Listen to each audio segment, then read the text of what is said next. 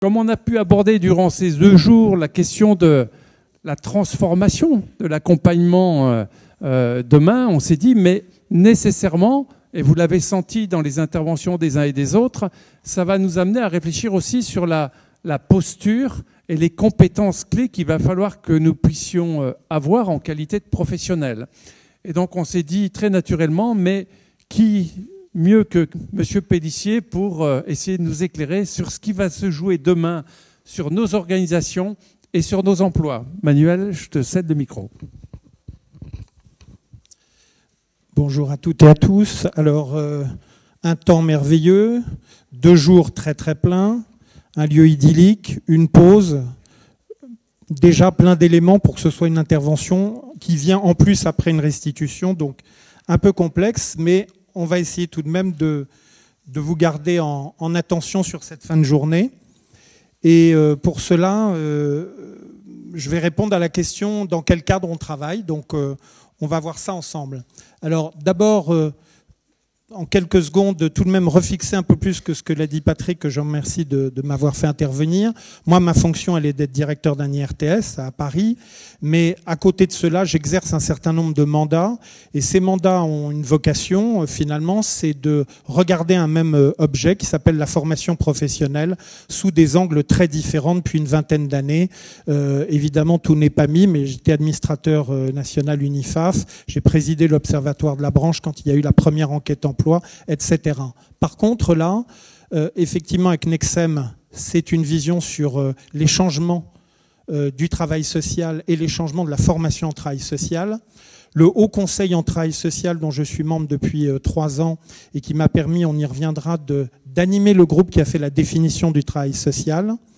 Et puis encore une aphoris qui regroupe l'Union des associations de formation en travail social en intervention sociale, et puis même une fonction à l'international puisque j'ai présidé l'EFRIS, je suis encore membre du bureau et qui s'occupe de la formation, la recherche et l'intervention sociale entre une quinzaine de pays francophones et 2000 correspondants qui fait un congrès tous les 2 ans.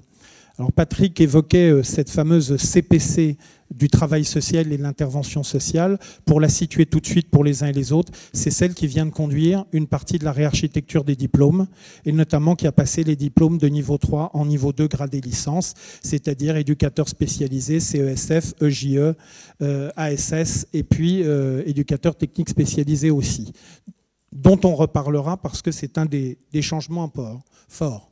Donc, dans quel cadre travaillerons-nous demain ? Donc, ça nécessite ensemble de regarder un certain nombre d'éléments qui bousculent le cadre.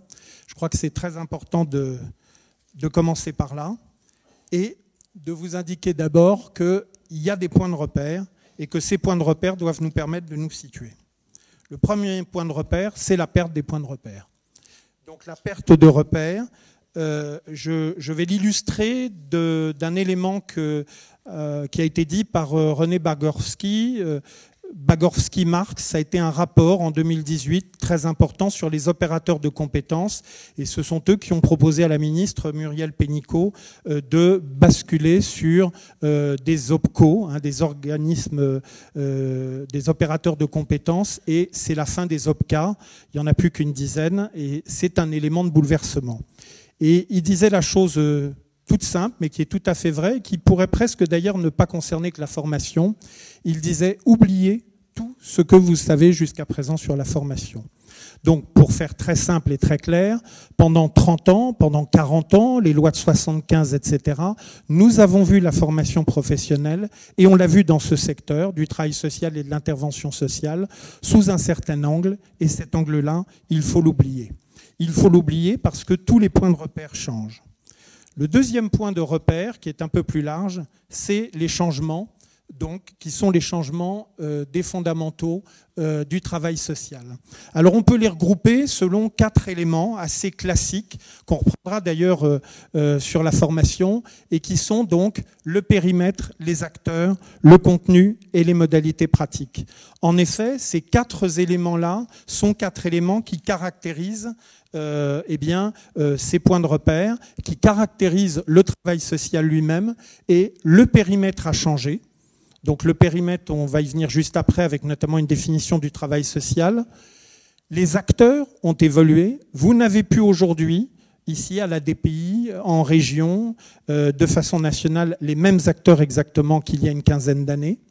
Le contenu de l'intervention sociale a fortement évolué et on voit bien les politiques publiques, les politiques sociales qui évoluent de ce fait. Et quant aux modalités pratiques, vous les connaissez mieux que moi et elles ont énormément évolué aussi.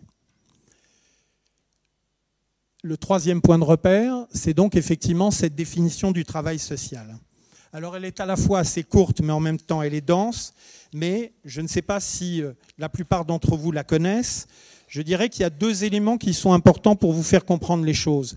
Cette définition, qui est donc issue du décret du 6 mai 2017 et qui est maintenant un article du Code de l'action sociale et des familles, je vous dirais qu'il est important, avant peut-être de la lire, en tout cas, d'en avoir la petite histoire de la grande histoire. La petite histoire, c'est que ça, c'est un des accouchements des États généraux du travail social.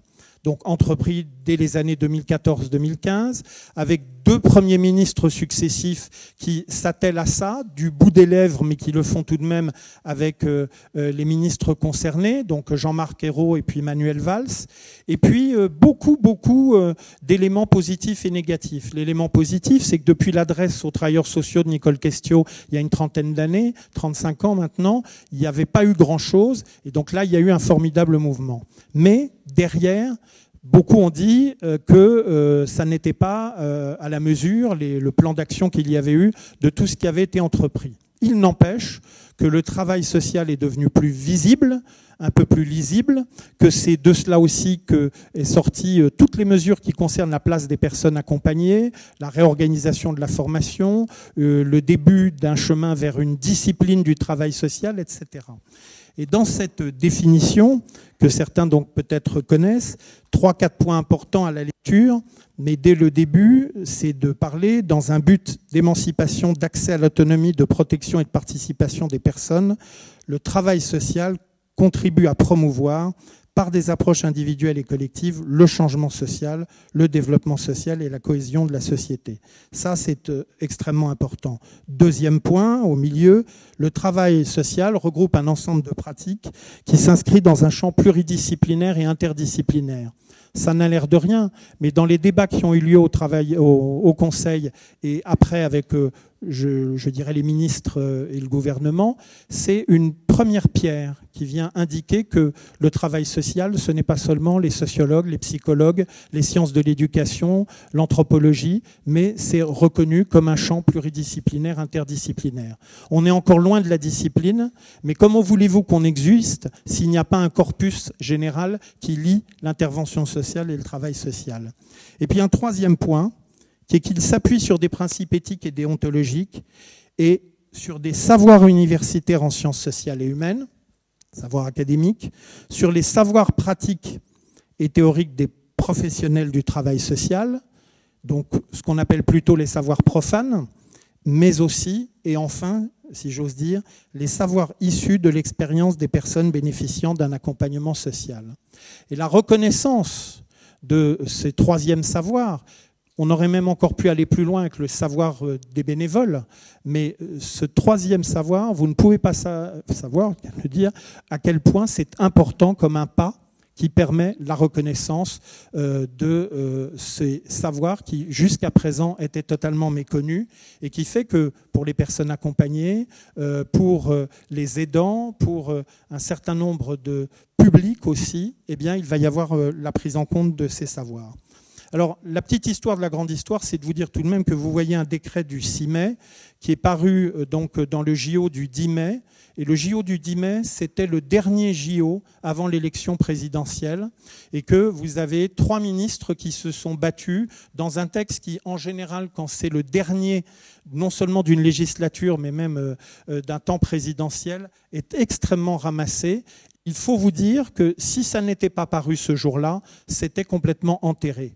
Donc ça tient à très peu de choses, ça peut sembler anecdotique, mais si c'était enterré, c'était vraiment enterré avec tout ce qu'il y a derrière.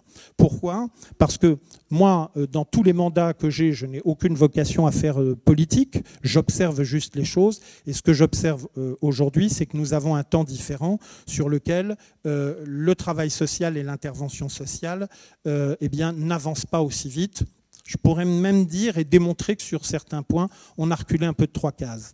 Et donc ça, c'est assez ennuyeux parce qu'effectivement, les avancées étaient des avancées concrètes. Si je viens un peu plus à ce qu'évoquait Patrick encore à l'instant, pour parler de la formation professionnelle, eh bien, on peut constater aujourd'hui que la formation professionnelle, et c'est un 4e point de repère, elle se métamorphose. Et donc, les uns et les autres, vous devez comprendre aujourd'hui qu'un certain nombre d'éléments que je vais détailler font que, eh bien, on a un bouleversement des 4 voies d'accès à la formation. C'est-à-dire que la formation initiale est bouleversée, la formation continue est bouleversée, la VAE est bouleversée et l'apprentissage aussi. Donc ça, ce sont 4 points qui font que finalement, tous les points de repère que nous avions sont des points de repère qui bougent. Et qui bougent sans qu'on en mesure forcément tous les éléments.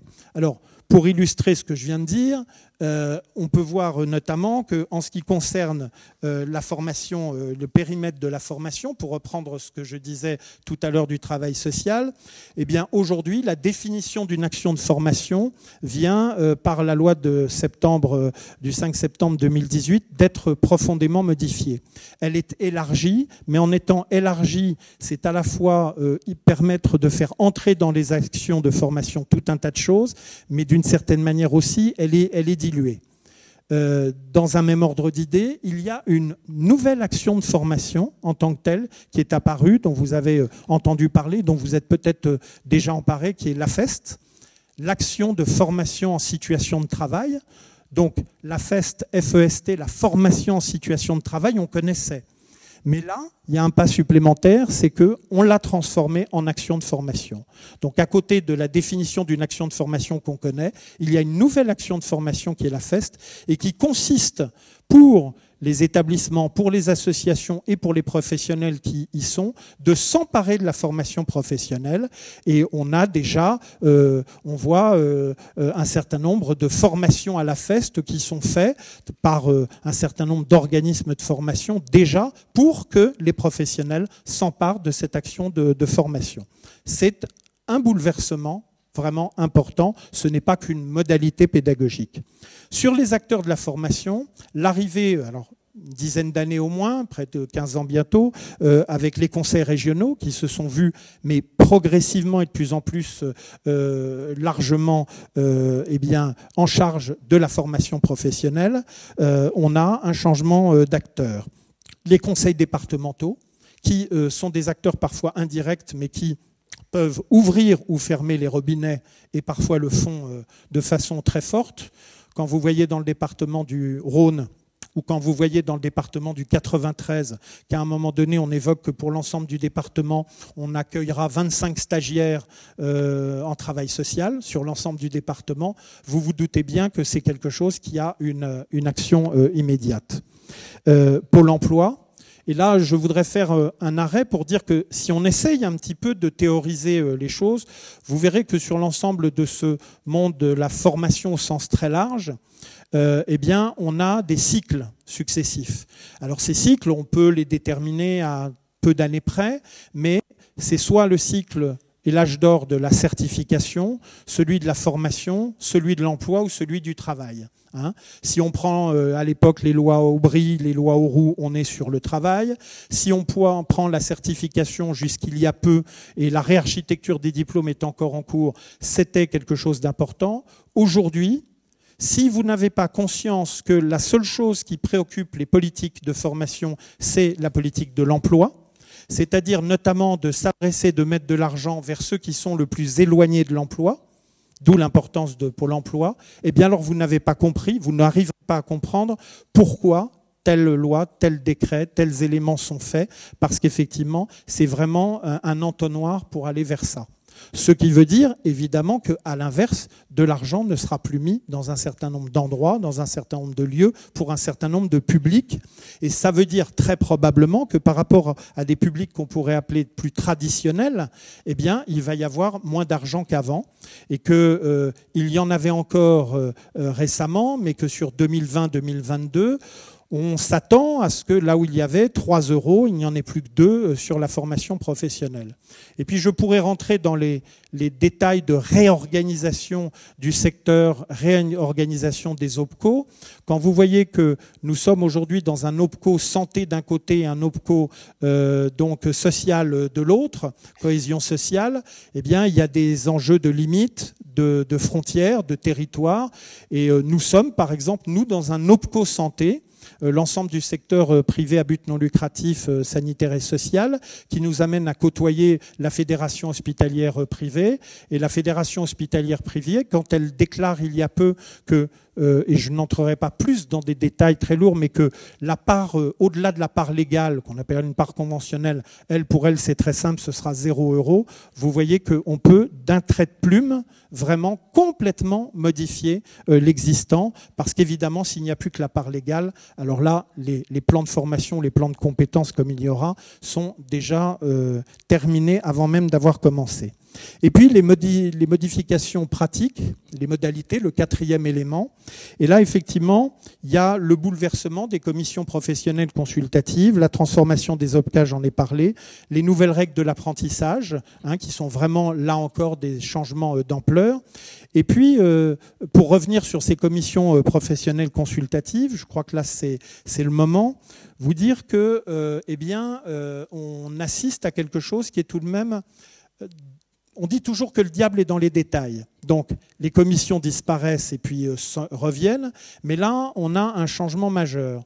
Suite à une évaluation des politiques publiques, à l'efficacité de ces commissions, dont le rôle est de créer, modifier, supprimer les diplômes correspondants des secteurs, eh bien, nous avions 2 commissions professionnelles qui, au ministère de l'Éducation nationale et au ministère des Affaires sociales, s'occupaient de l'ensemble de nos diplômes, dont ceux que j'ai évoqués tout à l'heure, mais aussi CAFDES, CAFERUIS, accompagnant éducatif et social, etc.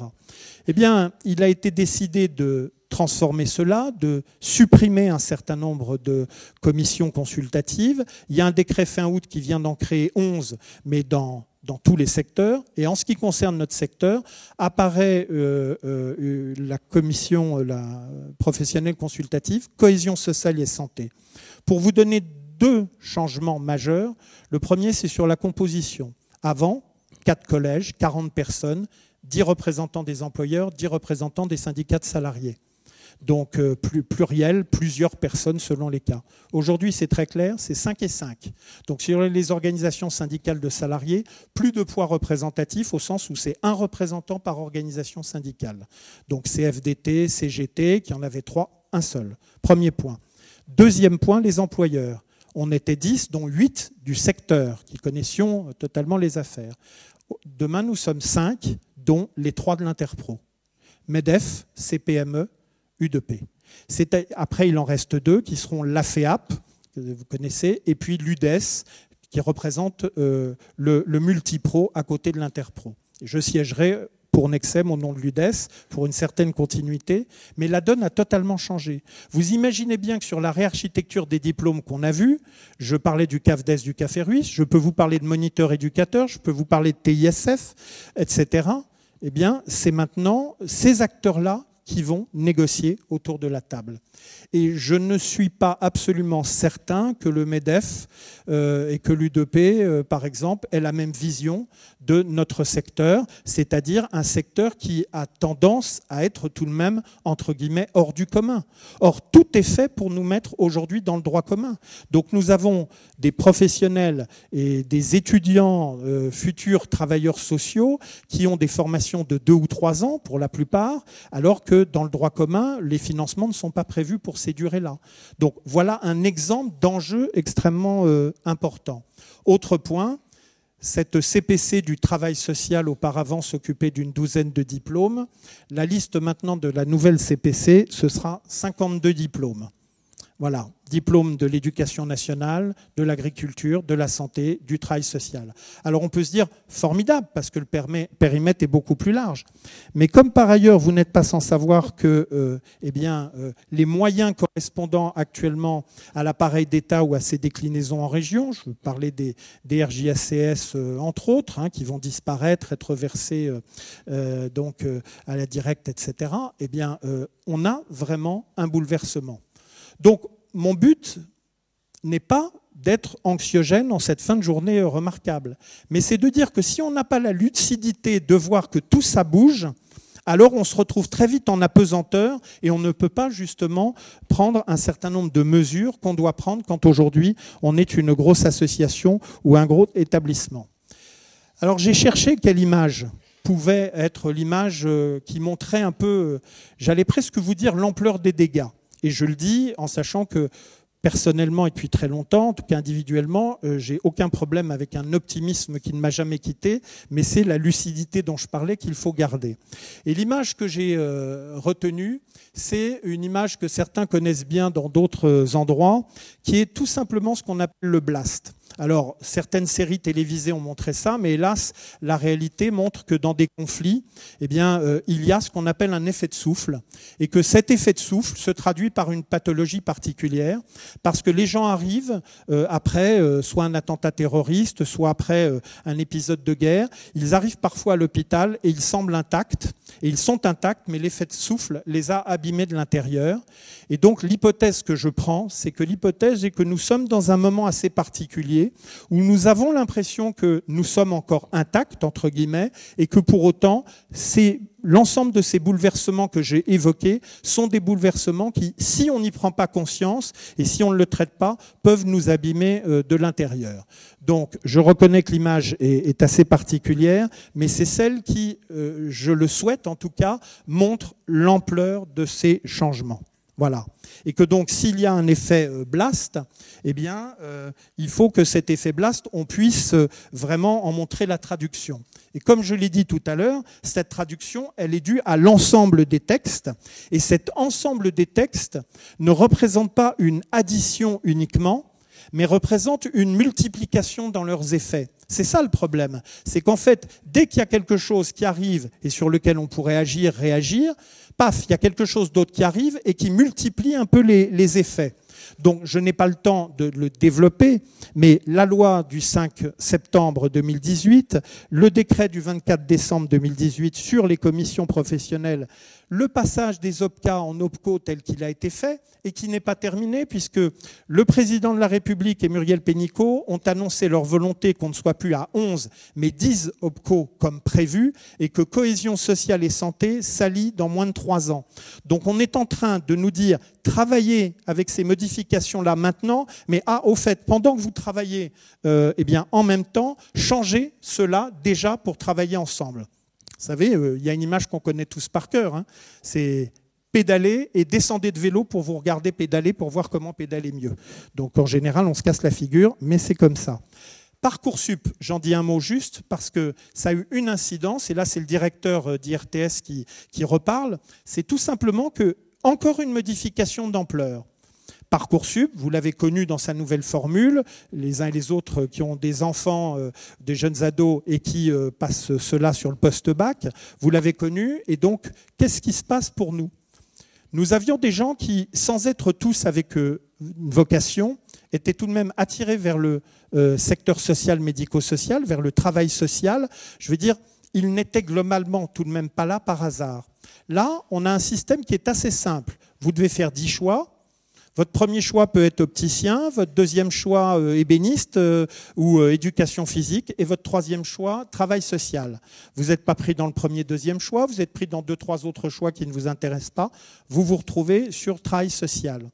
Deuxième élément, Parcoursup, on fait une sélection qui n'a qu'un seul but, c'est le classement. On classe les gens. Donc quand on a, comme à l'IRTS, nous, une centaine de places, je veux dire, ça fait un volant, mais on fait juste que classer. Après, et c'est une transformation extrêmement importante, l'unique qui choisit l'établissement où il va, c'est l'étudiant. Il a un parcours en 2-3 fois où il dit, il confirme, et il confirme définitivement. Et donc, nous ne sommes plus maîtres des personnes qui arrivent. Alors, ce n'est pas pour ça que nous allons avoir un public extrêmement différent. C'est la première année, on le voit, je veux dire, il n'y a pas forcément un souci majeur. Par contre, on a un vrai souci, c'est la volatilité. C'est-à-dire qu'il risque de nous arriver ce qu'on a vu dans les IUT, ce qu'on a vu à l'université, c'est-à-dire ce qu'on connaît, c'est un amphi ou une salle pleine en octobre, et puis en janvier, il n'y a plus que la moitié des gens. Et là, le financeur ne sait pas comment nous répondre par rapport aux places qu'il attribue et ses abandons. Alors, je ne crois pas, de mon expérience, à 50% d'abandon. Mais quand vous avez 20% d'abandon au lieu de 2 ou 3%, ça vous change complètement les choses. Alors, vous ayant décrit tout cela, sur les effets de la réarchitecture, j'en dis tout de même un mot, parce que c'est tout de même assez important. Nous avons terminé, donc, avec des décrets qui sont parus en août 2018, la réarchitecture de ces fameux diplômes de niveau 3, réingénierie 2. Je ne vais pas vous parler de comment ça s'est fait, mais plutôt des effets que ça a aujourd'hui. D'abord, nous sommes au milieu du gué. Les diplômes de niveau 4 n'ont pas été réingénierés. Les diplômes de niveau 5 ont été même jusqu'au bout, puisque au diplôme d'accompagnant éducatif et social maintenant, il y avait auparavant les AMP et les AVS. Donc on a supprimé 2 diplômes pour en recréer un qui n'était pas simplement un ripollinage des diplômes précédents, mais des spécialités différentes. Mais les financeurs en ont décidé autrement, et dans certaines régions aujourd'hui, vous avez selon les spécialités un conseil régional qui dit « je fais financer celui-là puisque c'était les AVS avant et qu'on en a besoin. Les AMP, moi, j'ai pas l'argent pour et je ne les finance pas. » C'est comme ça que ça se passe dans plusieurs régions actuellement.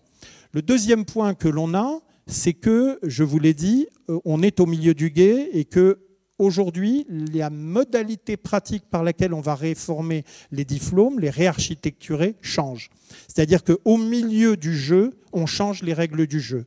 Donc, il m'a été dit très très récemment qu'il n'était pas impossible qu'on commence à travailler en début d'année 2020 par CAFDES, CAFERUIS, DEIS, avec un très gros point d'interrogation sur ce qui doit représenter une nouvelle filière de management, c'est-à-dire qu'un management qui serait accepté dans l'esprit du ministère comme pouvant se décliner autrement selon qu'on soit à différents niveaux. Mais ce serait tout de même une filière. Et tout ceci, ça ne vous a pas échappé, avec actuellement des chefs de service, des directeurs adjoints, des directeurs qui aujourd'hui sont titulaires d'un CAFERUIS, mais qui voient à côté d'eux arriver les ES, les ASS, etc., dans 2 ans avec un diplôme de même niveau. Donc là, il y a une question de cohérence qui est compliquée. Troisième élément, et qui n'est pas des moindres, c'est qu'en montant les diplômes de niveau 2, ceux qui étaient au niveau 3, vous avez donc une architecture, et puis en tant qu'architecte, on peut avoir l'image de la maison, où vous avez une maison qui a un rez-de-chaussée, qui a un premier étage, qui n'a pas de deuxième étage, qui a un 3e étage et qui a un 4e étage. Bon. Les seules choses qu'on connaît de ce genre, c'est purement anecdotique, c'est en Italie où les immeubles n'ont pas de 13e étage parce qu'ils sont superstitieux, mais pour le reste, quand on construit un immeuble, en général, il a tous les étages. Là, aujourd'hui, notre architecture des diplômes, il lui manque ce niveau-là. On a un ministère qui ne veut pas recréer des diplômes, et on peut le comprendre parce que les diplômes ne suffisent pas à notre certification. Nous sommes dans un secteur qui n'a encore jamais, pour des raisons diverses, notamment un blocage des syndicats de salariés, essayé les titres et essayé ce qu'on appelle les CQP, les certificats de qualification professionnelle. Donc finalement, nous nous reposerions normalement sur un tabouret à 3 pieds, titre, CQP et diplôme, et nous, jusqu'à présent, nous n'avons que les diplômes et ce qui est créé à côté, mais de façon anecdotique dans le répertoire des certifications. Donc c'est très problématique, parce qu'on en vient à l'accompagnement. Quand on voit les enquêtes emploi successives, il y en a déjà eu 3 dans notre secteur qui ont porté tout de même sur énormément d'établissements, puisque près de 20 000 établissements, ça porte sur 800 000 salariés. On voit que l'accompagnement de proximité est quelque chose qui est en train de se déliter et qui se transforme. Donc, je ne vais pas faire ici un échange très détaillé sur ce que est aujourd'hui la fonction d'éducateur spécialisé, aujourd'hui, demain, par rapport à ce qu'elle était auparavant, mais on voit bien que les éducateurs jeunes enfants, pareil, qu'on pousse très vite vers des directions de petites structures, on a une sorte de vide. Et la nature, elle a horreur du vide. Donc soit nous trouvons, nous, ce secteur, globalement des solutions, soit le vide se remplira ailleurs. Alors ailleurs, c'est forcément l'éducation nationale et l'enseignement supérieur, qui dit, et qui n'a pas tort de le dire, écoutez, avec des licences pro, un baccalauréat professionnel, des masters 1 et 2, nous on a tout ce qu'il vous faut. Pourquoi voulez-vous un appareil de formation particulier? Pourquoi voulez-vous des diplômes particuliers? On a ce qu'il vous faut. Mais oui, mais pour une raison qui a été évoquée, c'est qu'il y a l'alternance et que ce lien extrêmement important entre le terrain dans l'apprentissage justement de ces futures fonctions et l'école est très important. Mais pour rebondir sur ce que dit Zé Patrick tout à l'heure, très rapidement, il y a une chose qui a changé. C'est qu'aujourd'hui, il ne faut plus considérer que dans cette alternance qu'on appelle intégrative et qui peut aller plus loin, eh bien, on ne peut plus considérer que à l'école le savoir et au terrain l'expérience et les compétences. C'est pas vrai. Il y a du savoir dans les associations et les établissements, de même qu'il y a une certaine expérience dans les écoles qui est en capacité aujourd'hui de faire de l'analyse de pratique. Donc, un des enjeux majeurs de demain, c'est comment on va développer les sites qualifiants. Et dans ces sites qualifiants que représentent les établissements et les associations, comment on va croiser, comment on va faire l'hybridation des savoirs et comment on va pouvoir permettre justement de jongler. Autrement dit, l'avenir est tout de même dans les articulations et dans cet échange, ces allers-retours constants. Et ce que j'évoque là, sur le terrain, je pourrais l'évoquer aussi sur la recherche. La recherche, aujourd'hui, doit nourrir la formation doit permettre d'avoir des terrains de recherche, et je le sais puisque de plus en plus d'associations sont en demande de cela, et non plus uniquement auprès des universités avec lesquelles nous devons travailler de toute façon. Alors du coup, ça nous amène à dans quel cadre doit-on travailler? Et donc, ce cadre, me semble-t-il, par rapport à ce qui a été demandé, c'est de regarder un peu les points d'appui qu'on doit avoir par rapport à cela. Alors, le premier, c'est tout de même une expression qui fait florès sans arrêt, c'est l'échangement de paradigme. Voilà, ça, on l'entend à toutes les sauces, etc.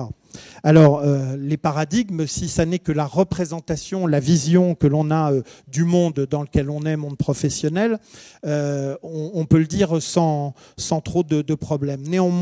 Néanmoins, le paradigme, c'est aussi une croyance qui est tellement forte qu'on la prend pour une vérité et que cette vérité, surdétermine l'action que l'on a et sa façon de penser. Donc là, oui, peut-être qu'il y a effectivement des changements de paradigme et qu'il faut s'obliger à ne plus voir les choses de la même manière qu'on les voyait jusqu'à présent. Le deuxième point que je voudrais vous faire partager dans le cadre dans lequel vous allez travailler, c'est celui de la transition. Alors la transition, on en parle beaucoup, on en parle de plus en plus. Il s'agit bien évidemment de la transition de la société, c'est-à-dire de cette période, et il ne faut pas confondre le temporaire avec le transitoire, mais tout de même cette période où nous sentons, où il y a un certain nombre d'analyses, d'éléments, une période de, les gens disent 5 à 10 ans, actuellement, qui est une période dans laquelle on passe d'une forme de société à une autre. Et il y a un certain nombre d'éléments qui nous permettent de dire que nous sommes en transition dans l'intervention sociale et le travail social.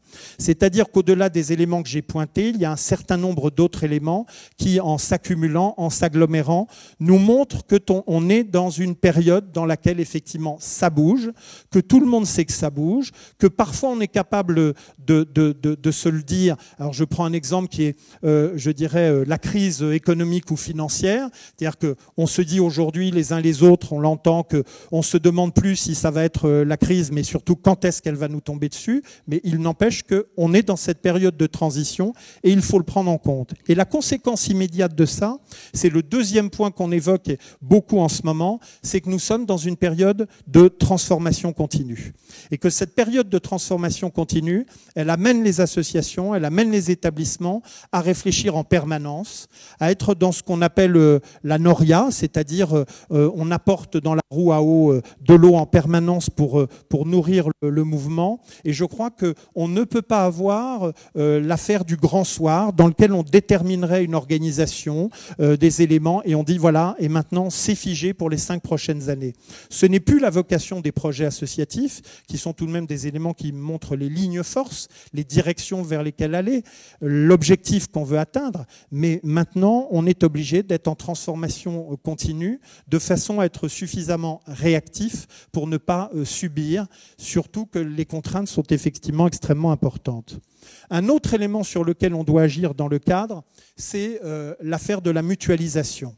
C'est-à-dire qu'aujourd'hui, on ne peut plus penser les mêmes objets, et là je m'éloigne de la formation, mais on ne peut plus réfléchir aux mêmes objets de la même façon qu'on le faisait il y a une dizaine d'années, et que maintenant, il y a absolument une obligation de mutualisation, c'est-à-dire de regarder comment on peut avoir une optimisation extrêmement importante, et l'optimisation des moyens, elle a pour élément, je trouve, de différencier de la rationalisation budgétaire. Donc elle est très intéressante parce qu'elle ne reste pas dans le pur domaine économique.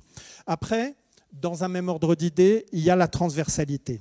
Et donc la transversalité, c'est vrai qu'on l'a mis un peu à toutes les sauces. On l'a mis, je dirais, voilà, dans tous les projets, tous les objets, tous les sujets. Donc c'est un peu ces mots valises. Il n'empêche que c'est extrêmement important au moment où il a été pointé à plusieurs reprises que la transversalité, ça peut tout de même être une réponse à ce qui arrive, qui est, je dirais, un démantèlement des points de repère qu'on avait. Je prends le fait, on a parlé depuis très longtemps des CFA hors les murs. Maintenant, vous parlez des EHPAD hors les murs. C'est quelque chose, la désinstitutionnalisation, je pourrais encore prendre d'autres exemples, et des éléments sans les mélanger, mais les choses bougent complètement. Regardez hier, par hasard, journal de 20h, et on parle du premier hôpital public, dans le Maine-et-Loire, je crois, dont on parle de le privatiser. Donc les fonctionnaires resteraient fonctionnaires, mais l'hôpital public serait un hôpital public privatisé auprès d'un grand groupe. Et donc, à la transversalité, il y a peut-être un élément qui est plus important encore et qui est celui du collectif. Et je crois qu'aujourd'hui, dans un certain nombre de projets, le collectif est quelque chose qui est à la fois évidemment votre pratique quotidienne, mais qui est un point d'appui extrêmement important dans le cadre futur, parce que c'est celui qui permet justement de pouvoir conduire ces projets de façon beaucoup plus intéressante. Quand on est dans une association qui a 40 établissements et services, voire le double et prochainement probablement le triple dans certains cas, soit on se construit de façon très très pyramidale dans des systèmes très particuliers, mais qui ne sont pas duplicables, soit au contraire, on est là sur une réorganisation du collectif. Et ça nous amène à un point qui est un point assez important, ou les deux derniers points que je vais mettre d'ailleurs ensemble, qui sont l'agilité et l'innovation sociale. Tout ce que je viens de vous dire, finalement, comme un certain nombre de contraintes et d'éléments qui pourraient dire, voilà, on nous en met 40 kilos sur les épaules, pas du tout, parce qu'il y a ces deux réponses et qui font que c'est en règle générale, dans ces moments qui sont excessivement difficiles, qu'apparaît justement l'innovation et qu'on doit être agile au sens des arts de faire et qui permet de trouver des solutions. On a juste un petit problème dans le secteur social et médico-social par rapport au secteur sanitaire, pour illustrer ce que je dis, c'est que le secteur sanitaire, je reprends le journal de 20h dont je parlais hier, quand tout d'un coup dans le sanitaire on fait une présentation et qu'on dit à la télévision à 20h devant la France entière, première greffe extraordinaire du poumon, du foie et du pied gauche, les gens, c'est extraordinaire parce qu'ils voient tout de suite de quoi ça parle. Quand on est dans le secteur social et médico-social et quand on est dans l'intervention sociale, ça nécessite tout de suite un traducteur. Si vous êtes sur des éléments sur les troubles du spectre autistique, si vous êtes sur Alzheimer, si vous êtes sur des solutions par rapport au vieillissement ou autre, vous avez tout de suite besoin de traduction et ça ne parle pas de la même manière aux autres. Donc il est très important de mettre en avant cette innovation sociale, d'être force de proposition et de pouvoir ainsi démontrer que nous sommes avec beaucoup d'atouts. Et finalement, je dirais, j'ai cherché quelles leçons on peut tirer de cela au travers peut-être de deux illustrations, peut-être un peu surprenantes. La première illustration, c'est celle de dire que puisqu'on parle du cadre, il ne faut pas hésiter à sortir du cadre. Et sortir du cadre, j'ai trouvé, grâce à un auteur qui s'appelle Luc Hed, qui est d'ailleurs vice-président de la Fédération des aidants, et qui intervient beaucoup et qui est très fortement sur les contes et l'imaginaire. Et peut-être certains connaissent ce conte, mais qui est le conte des 17 chameaux. Donc un homme avait 3 fils et 17 chameaux. Il vient décéder et fait son testament et il dit l'aîné aura donc la moitié des chameaux, le second le tiers et le troisième le neuvième. Simplement, il y a 17 chameaux, donc vous ferez l'analyse, on ne peut pas. Donc, ne voyant pas de solution, ils appellent un vieux sage qui arrive en chameau, qui traverse le désert et qui dit tout simplement, eh bien c'est tout simple, je vais vous donner mon chameau. Et donc, vous donnant mon chameau, eh bien le premier aura la moitié des chevaux, soit 9 chameaux. Le second aura le tiers des chameaux. Le troisième aura le dernier, le neuvième des chameaux, soit 2 chameaux. 9 plus 6 plus 2, 17 chameaux. Et il répond en plus. Et à la fin, moi, j'emmène mon chameau pour repartir. Ça veut dire quoi ? Ça veut dire que pour trouver le 18e chameau, il nous faut sortir du cadre et faire appel à l'imaginaire afin d'amorcer une double métamorphose, celle du regard du travailleur social et celle de son interlocuteur. Ça, c'est la première leçon qu'on peut tirer justement de l'avenir. La deuxième, elle est celle-ci. Selon le mot célèbre, une image vaut 1000 mots.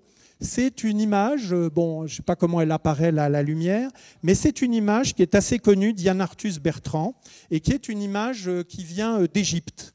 Et il l'a montrée aux Égyptiens quand il l'a prise. Voilà, là on voit beaucoup mieux. Et les Égyptiens, à l'époque, se sont, il n'y a pas si longtemps que ça, une vingtaine d'années, mais se sont demandé qu'est-ce que ça pouvait bien être. Et il leur a dit, mais c'est tout simplement une des images de votre vie quotidienne. C'est le séchage des dattes. Seulement, ils ne l'ont pas reconnue pour une raison très simple, c'est que c'était la première fois qu'ils la voyaient du ciel. Et donc, il s'agit de voir autrement les choses. Parce qu'en les voyant autrement, eh bien, évidemment, on évite une autocensure, on évite une limite, on évite un cadre, et ça devient le champ des possibles.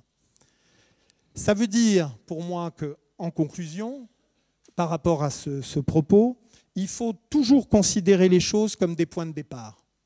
La deuxième chose, c'est qu'il faut rester ouvert. La troisième chose, c'est qu'il faut rester inventif. Ce sont les éléments qui, quels que soient les sujets qu'on évoque, sont les sujets qui permettent d'avancer. Peut-être une citation finale, qui est une citation de Kierkegaard, et qui dit aussi « Ce n'est pas le chemin qui est difficile, mais c'est le difficile qui est le chemin ». Et donc, vous l'avez compris, pour moi, en conclusion, c'est pas de conclusion. Je vous remercie.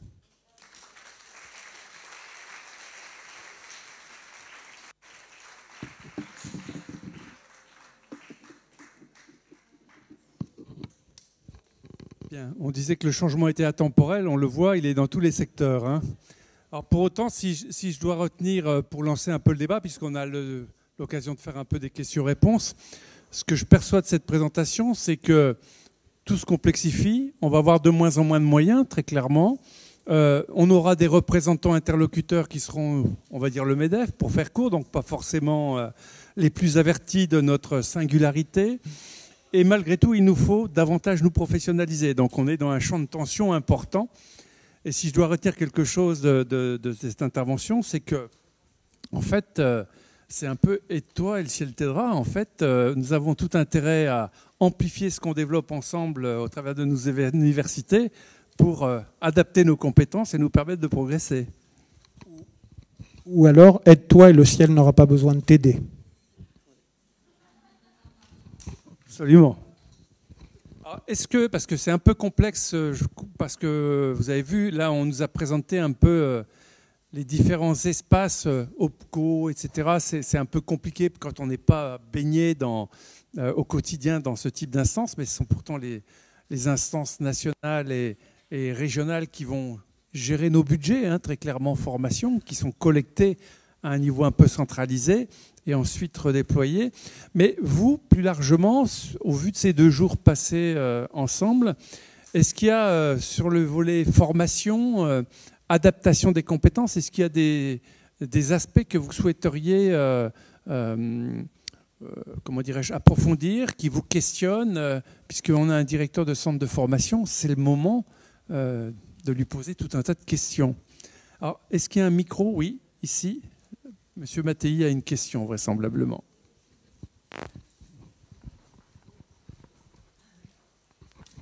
Merci. Oui, en fait, j'avais une question, une réflexion. Vous avez parlé de la FEAP qui disait « Nous, on paiera la part légale et rien de plus pour cotiser à la formation ». Et ça avait l'air de vous poser problème, mais a priori, le principe va rester. On a des formations en fonction de ce qu'on a payé, cotisé. Ça, c'était ma première question. Donc, concrètement, si par exemple l'ADAPI veut cotiser plus et faire plus de formation, ça doit rester possible, j'imagine. Ça, c'était la première question, mais j'aimerais bien avoir votre avis là-dessus parce que je ne maîtrise pas du tout bien ces mécanismes. Et la deuxième question que je me posais, c'est est-ce que finalement, ce qui est en train de se passer, c'est pas effectivement une approche quantitative versus une approche qualitative?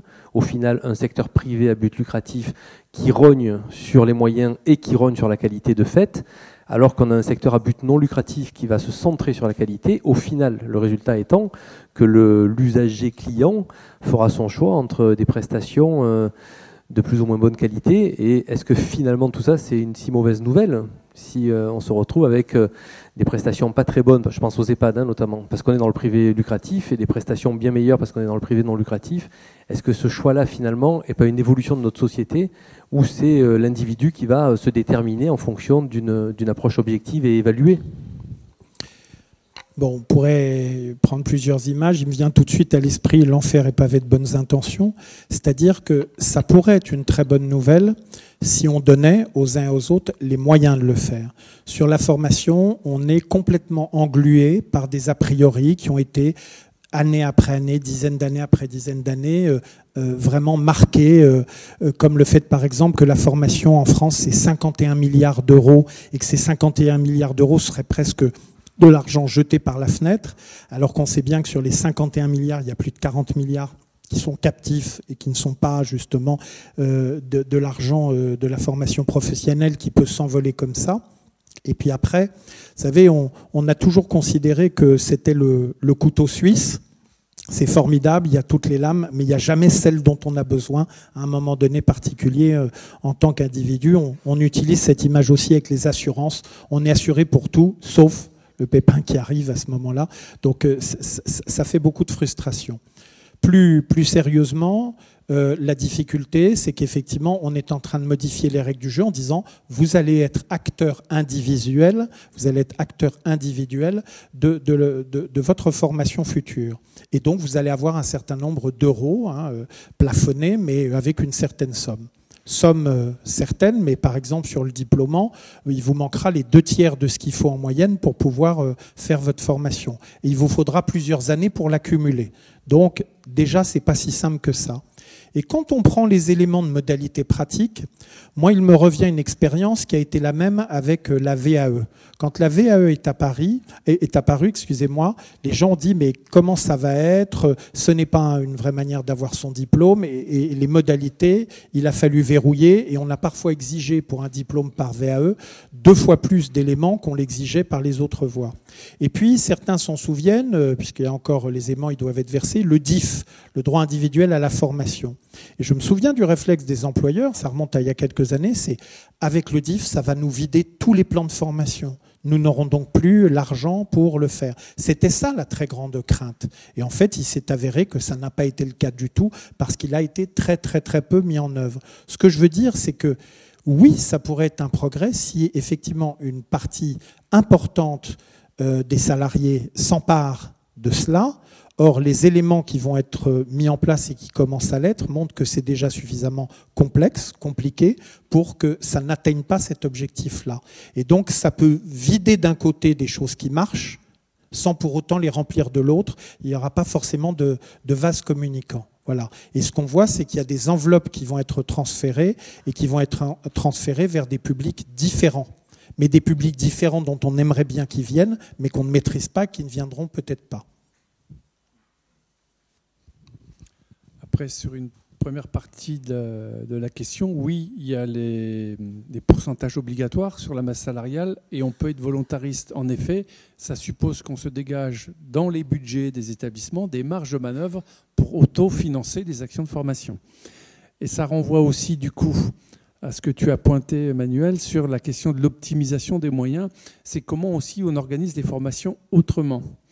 On peut poser l'hypothèse, en effet, regardez aujourd'hui, et on en parle beaucoup avec Laurent Sagnal, Ariane, on l'a aussi créé pour ça, c'est comment on imagine tout un tas de formations qui soient parfois avec des webinaires, par exemple. Alors, des webinaires, c'est quoi ? sur un thème donné, vous allez vous connecter à distance de chez vous, de n'importe où, à n'importe quel moment, et pendant 1 heure, vous allez avoir une séquence de formation très ciblée. En général, c'est très très bien fait sur le plan pédagogique. Ou alors, vous allez avoir des COOC ou des MOOC qui vont permettre, sur telle ou telle thématique, de développer des séquences de formation, mais avec une toute autre approche que ce qu'on a pu connaître traditionnellement, si vous voulez. Et donc, il est vrai que nous, on réfléchit ces sujets-là parce qu'on le voit, monter des tutos, monter des webinaires, monter des MOOC, ça peut être très intéressant. Ça ne remplacera pas tout, bien évidemment, mais il va sans doute falloir qu'on soit là aussi créatif et qu'on imagine des formules qui se complètent. Donc on travaille dessus. Laurent Sagnal est missionné avec son équipe pour être là aussi imaginatif et nous faire des propositions. Et on vous sollicitera en la matière. Mais là, on a un vrai enjeu. Et puis, on parlait des universités. C'est un excellent moyen d'être en logique de formation-action. Regardez, on est 150 dans la salle. On arrive à très très bien cohabiter. Je suis sûr que les uns et les autres, vous tirez plein d'enseignements des échanges entre vous, des échanges avec les apports extérieurs. Eh bien, sans doute nous faudra-t-il démultiplier ce type d'organisation pour actualiser nos compétences et nous permettre de continuer à nous adapter aux évolutions des attentes de nos publics. 2 éléments complémentaires que j'ai pas dit, qui me fait penser. D'abord, nous sommes en train de parler d'un passage du plan de formation au plan de compétences, de l'ingénierie de formation à l'ingénierie de compétences. Ça, c'est un élément qui change tout et qui est une chance pour pouvoir faire évoluer justement un certain nombre de professionnels dans leur pratique. Et puis la deuxième, c'est qu'on a actuellement une sorte de petit ovni qui arrive, dont tout le monde se saisit, c'est devenu très à la mode, mais qui est le numérique. Et le numérique, il est tout de même très compliqué, parce que d'un côté, alors sur la formation, même au-delà, on peut parler d'un changement des conditions de travail et des outils de travail. Mais ça, c'est une vision assez restrictive. Et donc, effectivement, une modalité supplémentaire sur laquelle, on le voit bien, les choses vont beaucoup plus vite qu'on l'imagine. Et on a quantité d'exemples d'accélération réelle, très forte, de cette révolution culturelle et non pas technologique. Mais après, il y a une manière beaucoup plus extensive, c'est que, et nous sommes en train de beaucoup y réfléchir au Conseil du travail social, c'est que c'est un changement du travail lui-même. Le numérique amène un changement du travail. Et ça, dans notre secteur, c'est une réflexion qu'il faut mener absolument dans les établissements et associations, parce que là, il y a vraiment quelque chose d'un changement de regard, de posture, par rapport aux pratiques qu'on avait jusqu'à présent. Et alors, vous l'avez lu, vous avez entendu, on nous dit la moitié des métiers vont disparaître, on n'a pas encore créé toute une partie des métiers. Oui, mais enlevons le pourcentage, même un quart, c'est énorme. Ça peut s'appeler le progrès, mais on a vu ce que ça donnait à différents niveaux à chaque fois qu'il y avait une révolution culturelle de cette importance. Et puis la deuxième chose, c'est qu'en voulant inclure, en voulant faciliter les choses, on fabrique forcément en miroir de l'exclusion. Et donc quand on parle de la fracture numérique, c'est pas un vain mot. Quand actuellement on évoque la dématérialisation et le fait qu'on va faciliter la vie d'une partie des personnes pauvres, d'une partie des personnes SDF ou autres, et en leur disant « mais rendez-vous compte, on va vous mettre une borne là et vous n'aurez plus qu'à taper sur l'écran pour faire tout votre processus », enfin c'est un déni de la réalité. Ça n'est jamais comme ça que ça se passe. Donc on y travaille parce qu'effectivement ça va avoir des incidences fortes, mais on ne peut pas l'ignorer. C'est-à-dire que voilà un exemple numérique de domaine, de champ, de choses dont il faut être dans les projets. Et puis après on retrouve des incongruités.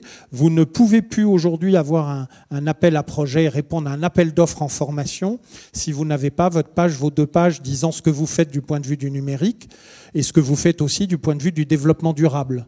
Donc voilà, c'est-à-dire qu'on va vous mettre un point dans un appel à projet parce que vous expliquez que vous aurez plus de ramer de papier et que vous allez... Bon, sauf que quand le système plante, voilà, c'est pas terrible.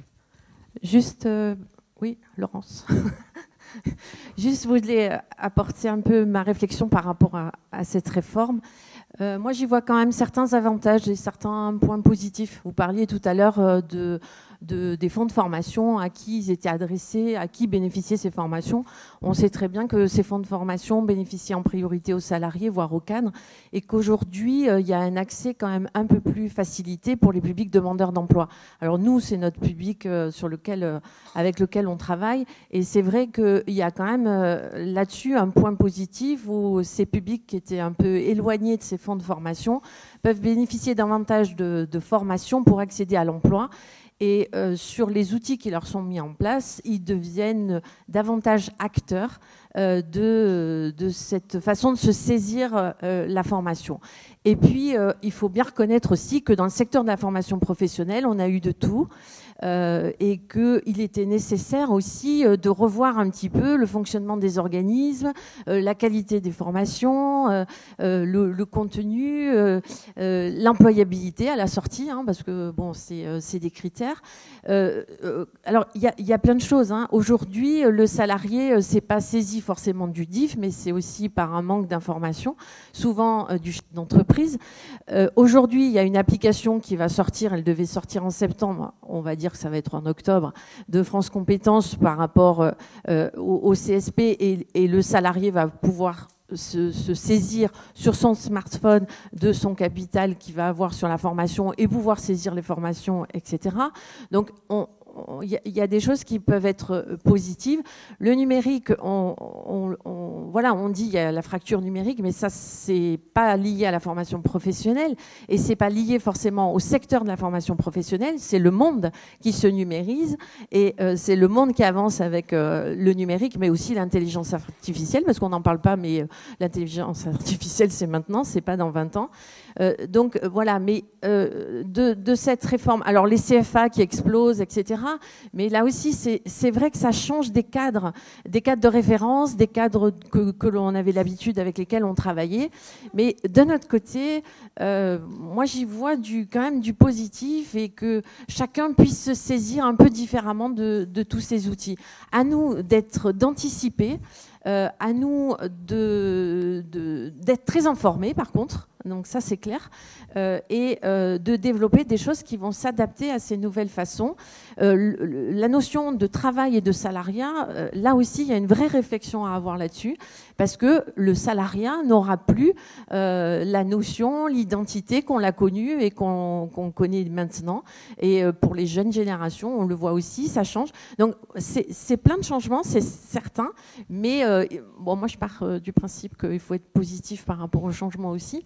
Ça nous bouscule, mais ça permet d'inclure des choses différentes et des outils différents qui peuvent être quand même intéressants et sur lesquels on aura un peu plus la main, je pense. Alors moi, je suis tout à fait d'accord avec ce que vous venez de dire. J'entends très bien. Il n'y a pas de souci là-dessus. Et puis après, je suis confronté à un principe de réalité. Alors le principe de réalité sur un organisme de formation, c'est qu'on nous dit maintenant c'est les appels à projets, très bien, et les appels d'offres. Donc les appels d'offres sont monstrueux, ce qui fait qu'on ne peut plus les faire tout seul. Donc on fait un grand conglomérat, excusez-moi, à 10, 15 opérateurs pour le faire.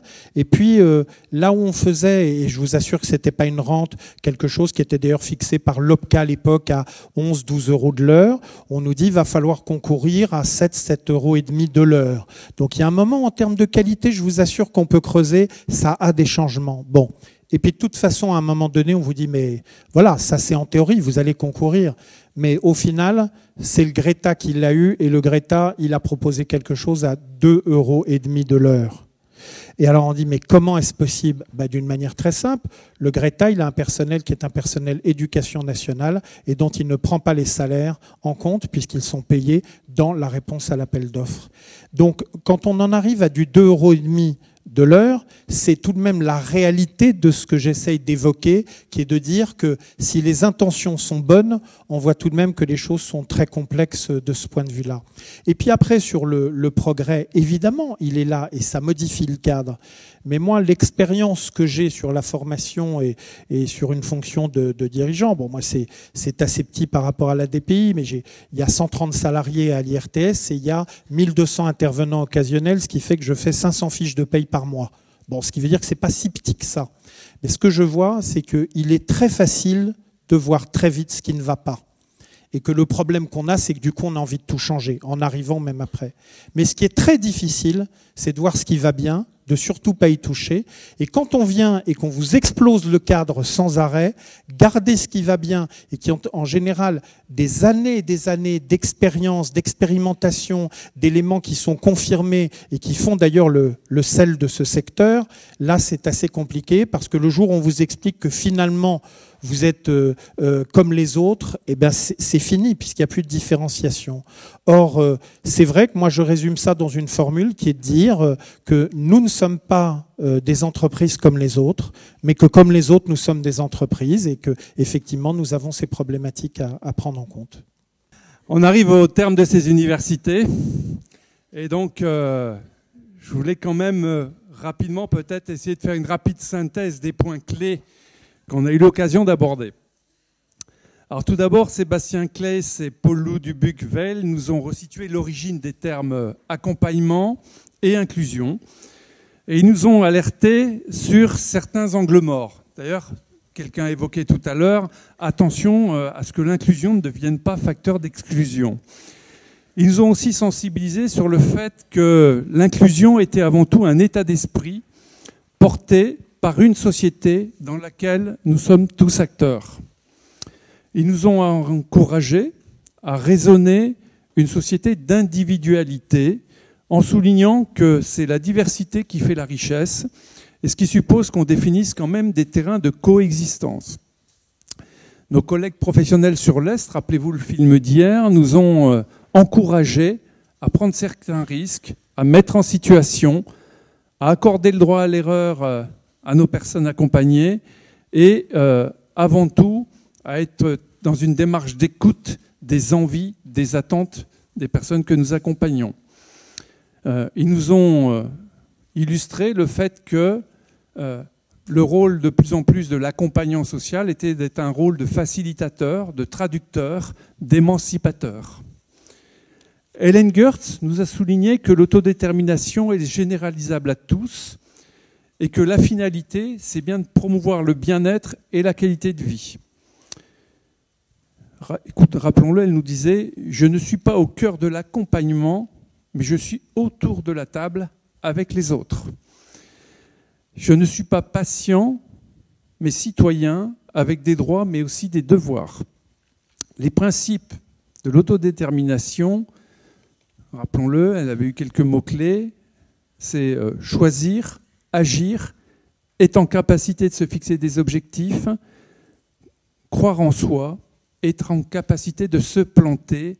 Elle nous a évoqué la théorie de la petite graine que je suis certain que vous avez tous retenue. En gros, plus je me plante, plus je pousse. Bref, l'important est de pouvoir faire, de trouver le chemin adéquat. Et à partir de cela, elle nous a encouragés à ce que nous, professionnels de l'action sociale, soyons davantage des autonomiseurs, ce qui change un peu notre posture et notre façon d'appréhender l'accompagnement quotidien. Et au travers des nombreux ateliers, on a pu voir qu'il y avait beaucoup de créativité, des expérimentations qui se développaient et des vrais savoir-faire. On a pu voir que les progrès, et Frédéric, tu nous l'as rappelé, de la science, les progrès technologiques peuvent aussi nous permettre d'expérimenter d'autres approches, d'ouvrir certains champs de possibles. Alors je voudrais redire ce que j'ai un peu évoqué rapidement tout à l'heure. Autorisons-nous les uns et les autres et sachez qu'à l'ADAPI vers Méditerranée, on mettra tout en œuvre pour vous accompagner dans les expérimentations que vous souhaitez promouvoir. Donc je vous encourage à nous faire connaître les pistes que vous souhaiteriez explorer. J'ai entendu Pascal Mignot dire tout à l'heure, il y a plein d'idées qui ressortent de ces 2 jours. Eh bien, approfondissez-les, partagez-les avec vos collègues, formalisez des projets, des avant-projets sommaires, et on sera à vos côtés pour tenter de les mettre en œuvre, et ce, tout public confondu. Et puis, comme on arrive au terme de ces universités, je voudrais appeler à mes côtés les personnels qui ont largement contribué à la réussite de cet événement. Stéphanie, Coralie, Bérénice, venez, Marie, Aline, Bérénice et Chloé, venez, Aline. Et Marie-Emmanuelle. Parce que je ne sais pas ce que vous en pensez, mais quand même, organiser un événement comme ça, sur 2 jours, avec autant de personnes, avec une telle fluidité et une telle qualité, franchement, ça mérite un vif applaudissement.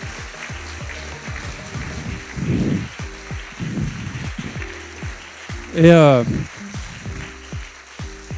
moi, je voulais vous dire toute ma fierté de travailler avec vous parce que franchement, vous avez largement contribué à la réussite de ces 2 jours et le défi va être grand d'organiser des 3e universités qui soient à ce degré de qualité. Merci encore, bonne fin de journée et à très bientôt.